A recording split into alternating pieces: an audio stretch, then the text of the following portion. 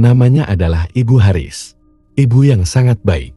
Diceritakan ibu ini sangat tulus dan sering bantu orang di sekitarnya. Kegiatan setiap harinya bekerja sebagai petugas kebersihan di 3 rumah orang kaya di kota London, yaitu rumah pria tukang selingkuh bernama Newcombe, rumah wanita kaya pelit bernama Dan, serta rumah gadis cantik tapi teledor bernama Penrose.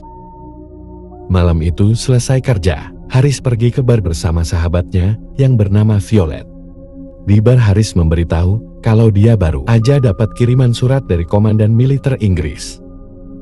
Suami Haris adalah salah satu tentara yang ikut bertempur di Perang Dunia Kedua, dan karena takut surat itu berisi tentang kabar kematian sang suami, Haris pun tak berani membukanya. Melihat sahabatnya cemas, Violet mencoba menenangkan lalu menyuruh membuka suratnya bersama-sama. Ketika surat dibuka, ternyata ketakutannya benar. Di surat itu tertulis bahwa suami Haris telah gugur di medan perang. Haris pun syok dan terus menangis. Keesokan harinya, meski masih berduka, Haris tetap berusaha bekerja sebaik mungkin. Saat sedang merapikan pakaian di rumah Nyonya Den, dia melihat gaun yang sangat indah. Seumur hidup, baru pertama kali Haris melihat gaun seindah itu. Tak lama kemudian, Nyonya Den datang. Nyonya Den lalu pamer, sambil bilang kalau gaun itu dia beli di Paris, dari brand terkenal yaitu Christian Dior.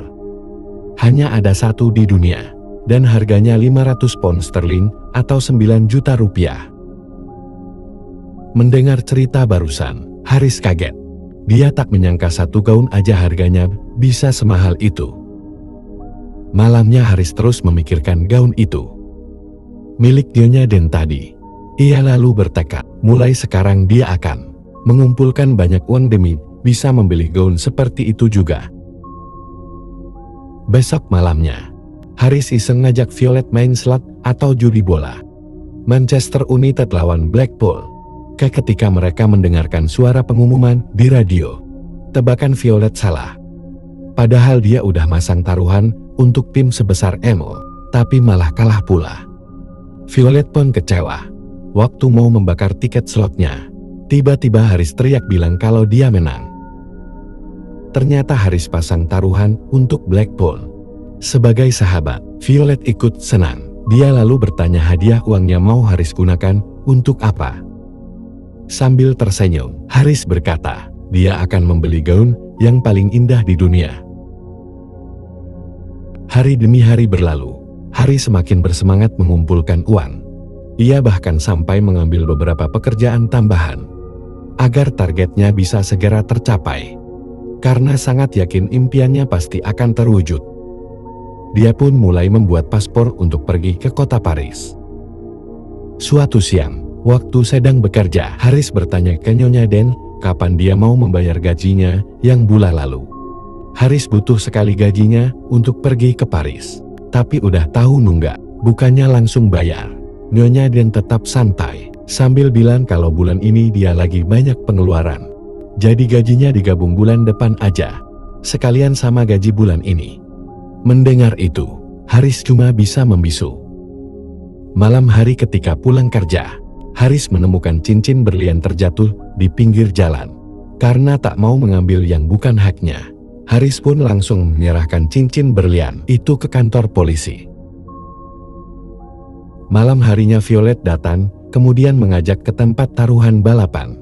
Setelah terus dipaksa Haris, akhirnya mau berangkat. Sesampainya di tempat pacuan anjing, waktu melihat salah satu anjing di sana, Haris merasa seperti dapat wangsit. Ia lalu memasang taruhan untuk anjing itu. Bahkan saking yakinnya, Haris sampai nekat mempertaruhkan seluruh uang yang selama ini dia tabung. Kebetulan, petugas loketnya adalah teman Haris yang bernama Archie.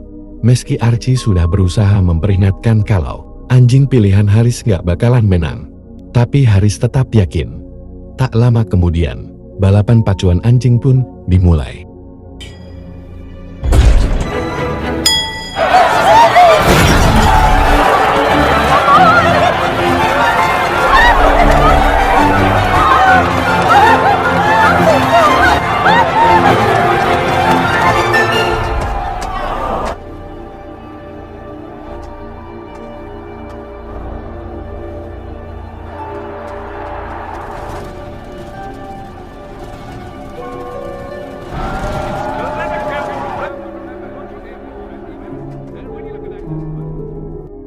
anjing pilihan Haris kalah. Selesai pertandingan, Haris hanya duduk lemas di bangku penonton. Di tengah kegalauan, Archie datang menyemangati.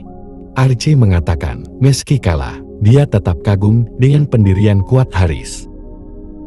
Besoknya karena masih kecewa, Haris cuma bisa tiduran seharian. Saat sedang melamun, mendadak ada tentara datang. Tentara itu memberitahu, berdasarkan undang-undang, sebagai istri, Haris berhak dapat uang santunan atas kematian suaminya. Mendengar kabar barusan, Haris langsung ceria lagi. Tak lama kemudian, Violet datang bersama polisi. Pak polisi menjelaskan, dia kesini untuk memberikan uang ucapan terima kasih dari si pemilik cincin berlian yang kemarin malam Haris temukan.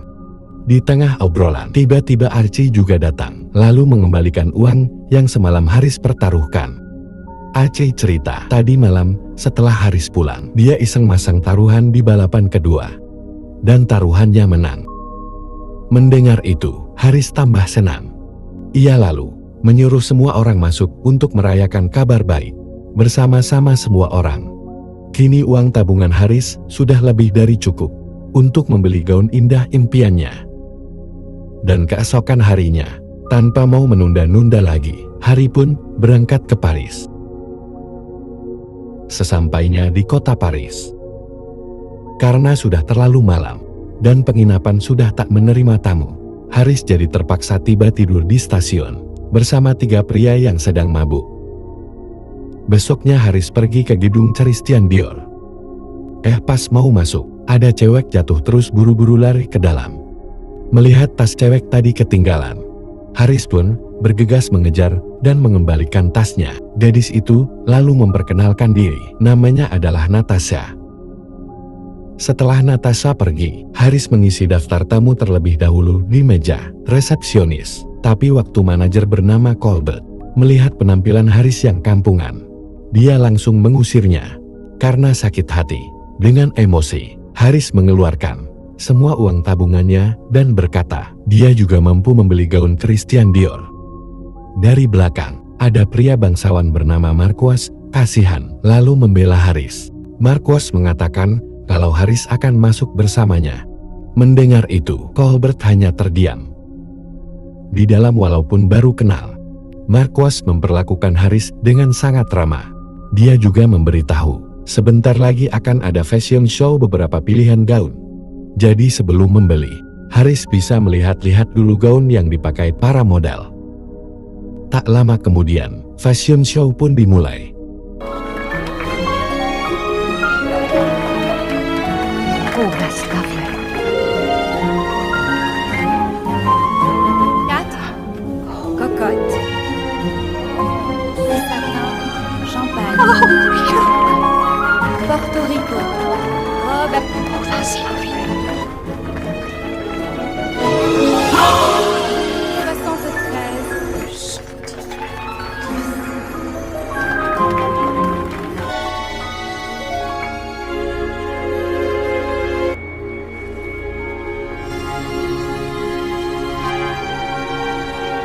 73. Kenapa, Sat?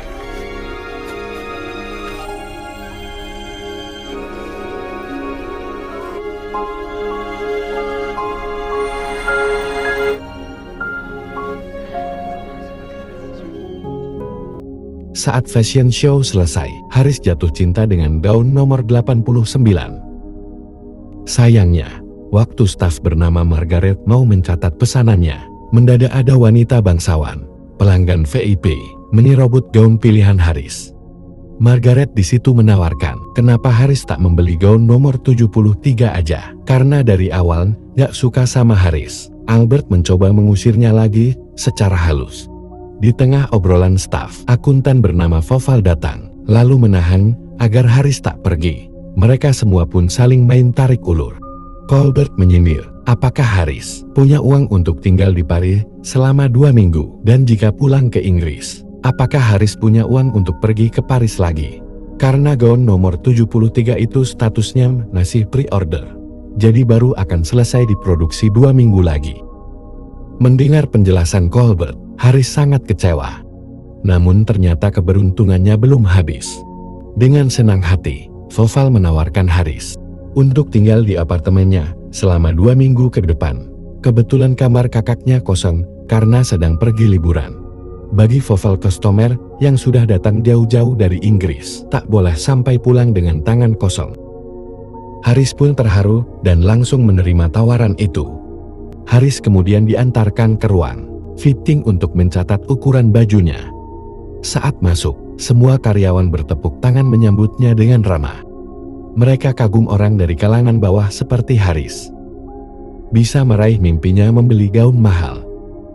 Selesai fitting, waktu mau pergi ke apartemen Voval, Natasha datang menawarkan tumpangan, sekaligus jalan-jalan keliling kota Paris.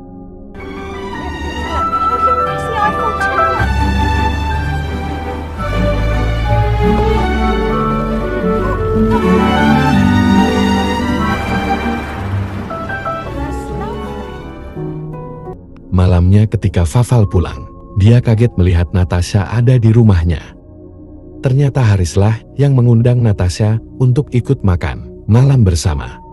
Saat mereka makan, Voval bertanya kenapa seorang model terkenal mau makan di tempat kumuhnya ini. Padahal pacar Natasha orang kaya. Mendengar pertanyaan itu, bukannya menjawab, Natasha malah mengalihkan topik. Melihat tingkah laku dua anak muda di depannya, Haris sadar mereka saling suka. Tapi pasti ada alasan kenapa mereka tak bisa bersama. Keesokan paginya, waktu fitting kedua, Haris terlihat sudah akrab dengan para karyawan Dior. Saking dekatnya, Margaret bahkan sampai memberitahu rahasia kalau brand besar sekelas Christian Dior ini sebenarnya sedang terancam bangkrut. Banyak sekali customer yang mengeluh. Gaun buatan Dior memang indah, tapi sangat sulit menemukan aksesoris yang cocok dengan keindahan gaunnya. Padahal para karyawan sudah berkali-kali meminta Colbert bicara pada pemilik Dior agar membuatkan aksesoris juga. Tapi Colbert justru malah marah, bahkan sampai mengancam memecat mereka. Mendengar cerita barusan, Haris kaget. Selesai fitting, lagi-lagi Haris bertemu Marquis. Marquis selalu mengajak Haris jalan-jalan ke toko bunga langganannya. Di sana mereka berdua mengobrol panjang lebar. Di tengah obrolan, Marquis memberikan setangkai bunga mawar sambil bilang, nanti saat gaun pesanan Haris udah jadi, dia yakin Haris akan terlihat sangat cantik. Mendengar pujian itu, hati Haris berbunga-bunga. Malamnya Marquis mengajak Haris makan di restoran. Kebetulan mereka bertemu Natasha yang juga sedang makan malam bersama para investor Dior. Setelah makan, mereka berdua kemudian berdansa hingga larut malam. Besoknya gara-gara kemarin pulang kemalaman, Haris jadi kesiangan dan telat datang. Fitting ketiga, sesuai kesepakatan, Colbert pun membatalkan gaun pesanan Haris. Meski Haris sudah berusaha memohon, namun sayang, aturan tetap aturan. Melihat kesedihan Haris, Margaret mencoba menghiburnya. Agar tak sia-sia, udah datang jauh-jauh dari Inggris, Margaret lalu mengajaknya diam-diam melihat proses pembuatan gaun Dior secara langsung.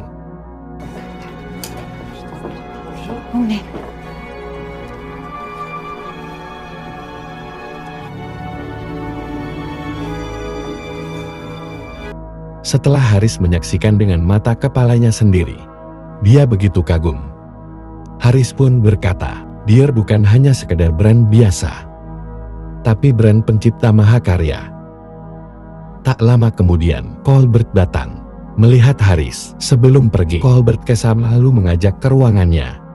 Colbert bertanya, untuk apa seorang cleaning service seperti Haris membeli gaun Dior? Haris harusnya sadar bahwa gaun Dior itu adalah mahakarya yang pantas dipakai para orang kaya, bukan dipakai seorang pembantu.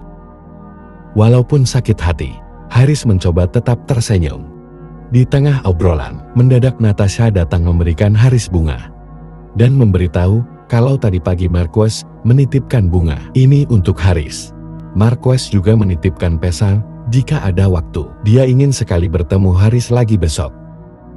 Mendengar ucapan Natasha, Albert bingung kenapa pria bangsawan mau mendekati Haris. Malam hari Fauvel mengajak Haris jalan-jalan. Sepanjang jalan, Fauvel curhat tentang masalah yang sedang Christian Dior hadapi. Brand terkenal itu sekarang benar-benar terancam bangkrut.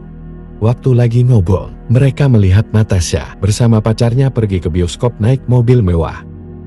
Haris di situ mengatakan, dia tahu Fauvel pasti menyukai Natasha. Dan dia juga tahu sebenarnya Natasha juga menyukai Fauvel. Mendengar ucapan Haris, Fauvel tetap minder. Dia merasa tak pantas bersaing dengan pacar Natasha yang orang kaya. Karena tak ingin berlarut-larut, Fauvel lalu mengalihkan topik. Dia bertanya selama di Paris, hal apa yang membuat Haris jatuh cinta dengan kota ini? Haris pun terdiam. Di kamar dia terus memikirkan ucapan Fauvel tadi. Seketika, Haris teringat dengan semua perlakuan lembut Marquis. Ia merasa mungkin sudah saatnya dia mulai mencoba membuka hati untuk pria lain. Esok hari waktu bertemu lagi, Marquis mengajak Haris ke rumahnya. Di sana dia menunjukkan foto-foto masa kecilnya, lalu bercerita kalau dia dan almarhum istrinya sudah saling kenal dari SD dulu. Di sekolah, ada seorang cleaning service yang sangat baik pada mereka berdua. Sebenarnya alasan Marquis mendekati Haris karena Haris mirip sekali dengan cleaning service di sekolahnya itu dulu. Marquis belum sempat membalas kebaikannya, jadi waktu pertama kali melihat Haris, dia merasa harus memperlakukannya dengan baik untuk membalas budi. Mendengar cerita Marquis, Haris patah hati. Dengan kecewa, dia langsung pergi dari sana. Di jalan Haris merenung, memikirkan betapa bodohnya dia. Harusnya dari awal dia sadar, Marquis hanya mau berteman aja, gak mungkin lebih. Keesokan harinya, saat lewat di depan gedung Christian Dior, Haris melihat karyawan-karyawan keluar sambil menangis. Margaret lalu cerita kalau mereka baru aja di PHK besar-besaran. Haris yang kaget pun mengajak mereka menemui Colbert. Di dalam, Haris bertanya kenapa Colbert tega memecat para karyawannya, padahal mereka sudah susah payah berjuang mempertahankan perusahaan ini. Karena Colbert tetap bodoh amat, Haris nekat mengajak seluruh karyawan mogok kerja dan demo menemui bos besar pemilik Christian Dior langsung, yaitu Christian Dior itu sendiri.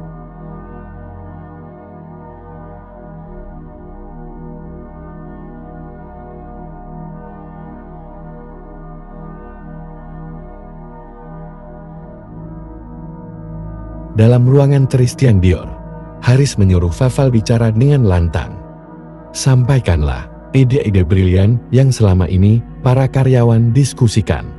Meski takut, Fauvel akhirnya menyampaikan idenya. Sekarang permintaan pasar telah berubah. Dior tak bisa hanya terus membuat gaun aja, tapi juga harus mulai memproduksi berbagai macam aksesoris baru, seperti parfum, tas serta produk fashion lainnya. Dan yang paling penting, harganya harus bisa dibeli oleh semua kalangan masyarakat. Bukan cuma mengandalkan customer orang kaya aja. Karena ingin bicara empat mata, Christian Dior lalu menyuruh semuanya keluar kecuali Fauvel. Beberapa menit kemudian, Fauvel dan Christian Dior akhirnya keluar. Di hadapan semua orang, Fauvel mengumumkan bahwa mereka tak jadi dipecat. Dan karena sekarang Dior telah resmi akan mulai memproduksi berbagai macam produk aksesoris, jadi perusahaan justru butuh tambahan lebih banyak karyawan lagi. Mendengar kabar barusan, seluruh karyawan bersorak gembira. Namun di tengah kegembiraan, Albert memutuskan mengundurkan diri. Keesokan malamnya, Fauvel dan Haris pergi ke rumah Colbert. Mereka ke sana untuk membujuk agar Colbert mau masuk Dior lagi. Haris menjelaskan, tujuannya melakukan semua ini bukan karena ingin menjatuhkan Colbert, tapi dia hanya ingin mempertahankan brand Dior. Bagi Haris produk-produk ciptaan Dior sangat indah, dan dia tak rela kalau Dior sampai bangkrut. Mendengar penjelasan itu, Colbert menyesal. Ternyata, rasa cinta Haris pada Dior sama seperti yang dia rasakan. Colbert lalu minta maaf dan berjanji, besok dia akan kembali masuk kerja. Mulai sekarang, Dia juga janji tak akan pernah membeda-bedakan kostumer lagi. Tak hanya itu, dia juga akan melanjutkan pembuatan gaun nomor 73. Pesanan Haris yang sebelumnya dibatalkan. Di tengah obrolan, Haris bertanya kenapa dari kemarin dia tak melihat Natasha. Colbert memberitahu, kemarin Natasha sudah kena PHK duluan. Kalau nggak salah, kabarnya hari ini dia mau pergi meninggalkan kota Paris. Haris dan Fauvel yang kaget pun buru-buru ke stasiun. Beruntung mereka datang tepat waktu. Ketika bertemu, Natasha curhat. Dia baru aja diputusin pacarnya. Gara-gara dia udah bukan model Dior lagi. Sebenarnya selama ini Natasha juga terpaksa pacaran. Pacarnya itu mengaku punya hubungan dekat dengan Christian Dior dan mengancam jika Natasha menolak jadi pacarnya, maka dia akan meminta Christian Dior memecatnya. Dengan lembut, Fauvel pun mencoba menenangkan wanita yang sudah lama dia sukai itu. Fauvel berkata, mulai sekarang Natasha tak perlu takut dengan ancaman pria itu lagi. Christian Dior telah memerintahkan seluruh karyawan yang di PHK untuk kembali bekerja. Fauvel juga cerita, Christian Dior yang dia kenal adalah orang bijak dan tak akan mungkin mau memecat karyawannya hanya karena disuruh orang lain. Mendengar ucapan Fauvel, hati Natasha terasa tenang. Haris yang dari tadi nontonin mereka berdua pun kesel. Kenapa adegan ciumannya nggak mulai-mulai? Ia lalu menyuruh Fauvel mencium Natasha duluan. Beberapa hari kemudian, gaun nomor 73 pesanan Haris telah selesai.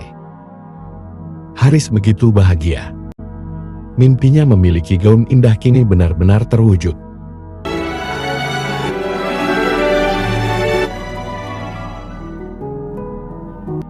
Siangnya Haris pulang ke Inggris.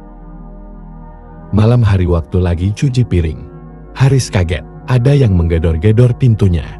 Saat dibuka, ternyata itu adalah salah satu majikannya yang bernama Penrose. Dengan panik Penrose curhat. Malam ini dia harus menghadiri pesta pertemuan produser film. Tapi gaun yang sudah dia siapkan rusak. Penrose sedih, padahal pesta ini sangat penting untuk masa depan karirnya. Meski berat, tapi demi kebahagiaan majikan yang telah bertahun-tahun mempekerjakannya itu, Haris akhirnya rela meminjamkan gaun Dior barunya. Keesokan paginya Haris mulai menjalani pekerjaan seperti biasa. Namun ketika sedang membersihkan rumah Penrose, tiba-tiba Haris terdiam syok. Dia melihat gaun barunya telah rusak terbakar. Di atas gaun itu ada surat dari Penrose yang tertulis, di pesta tadi malam, dia teledor, tak sengaja membakar gaun Haris, karena terlalu dekat dengan penghangat ruangan. Hati Haris pun hancur. Dengan kecewa, detik itu juga dia memutuskan berhenti bekerja di rumah Penrose. Malamnya di atas jembatan, Haris terdiam merenung. Kebahagiaan dan mimpi yang selama ini dia perjuangkan sekarang telah musnah hanya dalam satu malam. Beberapa hari kemudian, Violet datang berkunjung ke rumah Haris, lalu menunjukkan koran. Di koran itu, ada berita tentang gaun Dior milik Haris, yang dipakai Penrose rusak. Karena gaunnya cuma ada satu di dunia. Jadi kabar ini dengan cepat langsung tersebar luas. Membaca berita itu, hati Haris semakin sedih. Sebagai sahabat, Violet mencoba menenangkan, agar Haris ceria lagi. Violet pun mengajaknya pergi ke pesta dansa besok malam. Besok paginya Haris kembali bekerja. Ketika sampai di rumah Newcombe menyemangati sambil bilang kalau dia sudah membaca berita tentang gaun Dior Haris yang rusak. Newcombe mengatakan jika seseorang telah menginjakkan kakinya di kota Paris sekali aja, maka orang itu pasti akan dapat keberuntungan. Jadi Haris hanya perlu bersabar. Dia yakin cepat atau lambat keberuntungan itu pasti akan datang. Setelah membereskan rumah Newcombe, Haris lanjut kerja di rumah. Dan saat melihat gaun Dior di lemari, dan hati Haris terasa perih.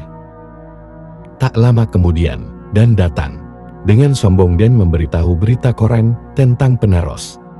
Ia bilang pemilik gaun Dior yang dirusak Penrose. Namanya mirip seperti nama Haris, tapi Dan yakin pasti bukan Haris, karena Haris miskin. Mendengar hinaan majikannya itu, Haris muak dengan tegas. Haris berkata, dia berhenti kerja dan meminta semua gajinya yang selama ini nunggak dibayar minggu depan. Malamnya sebelum berangkat ke pesta, Haris dapat kiriman bunga mawar dan paket besar. Waktu dibuka, ternyata paket itu dari Christian Dior.